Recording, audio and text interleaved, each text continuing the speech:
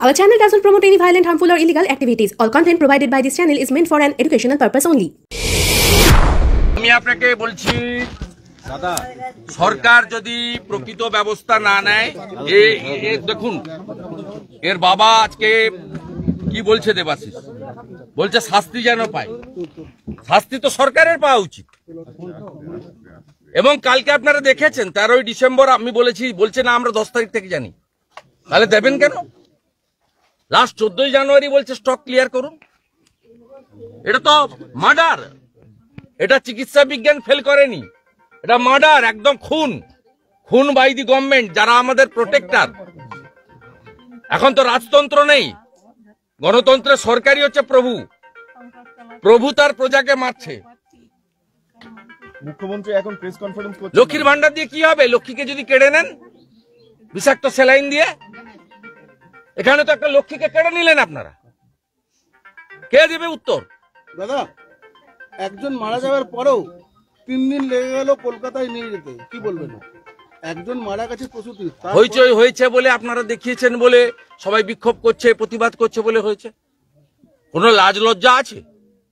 আমি এই ভাইকে বলে গেলাম আপনি সাহায্য দিতে চাইলে উনি নেবেন, আমিও আজকে কিছু সহযোগিতা করে গেলাম।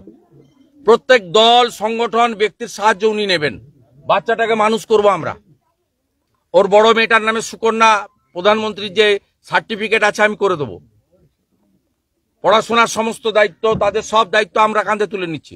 আমি একে বলে গেলাম 50 লক্ষ টাকার 1 টাকা কম সরকার যদি চেক দিতে আসে নেবেন না, রিফিউজ করবেন, আপনাকে নিয়ে অনেক দূর যাব আমরা। আর দ্বিতীয়, উনাকে পার্মানেন্ট চাকরি দিতে হবে গ্রুপ ডিতে।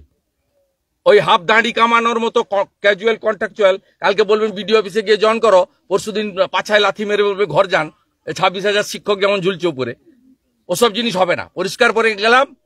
এবং শুধু মানবিক কারণে নয়, দেবাশিস রুইদাস ভারতীয় জনতা পার্টিরও একজন প্রাইমারি মেম্বার। গত 17ই ডিসেম্বর তিনি মেম্বারশিপ নিয়েছেন। তা আমাদের দায়িত্ব আছে, কর্তব্য আছে, আমরা সে কর্তব্য পালন করব। আমাদের মেম্বার না হলেও করতাম। এবং এতদিন টনক নড়েনি, আমি আসার আগে নেতারা এখানে এসে খোঁজ করছে ও আছে কিনা ঘরে। 2 গাড়ি পুলিশ এসে খোঁজ করছে, আমি পুলিশকে পর্যন্ত জানাইনি, মেসেজ দিইনি।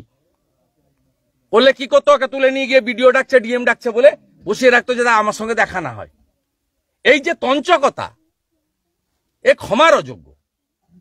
আমরা এই দেবাশিস শক্ত আছে, অনেক দূর যাব, আমরা এই লড়াই করব, দোষীদের শাস্তি চাই। মুখ্যমন্ত্রী এখন বলছেন সব দোষ প্রায় ডাক্তারদের, সব দোষ মুখ্যমন্ত্রী, যেহেতু তিনি স্বাস্থ্যমন্ত্রী।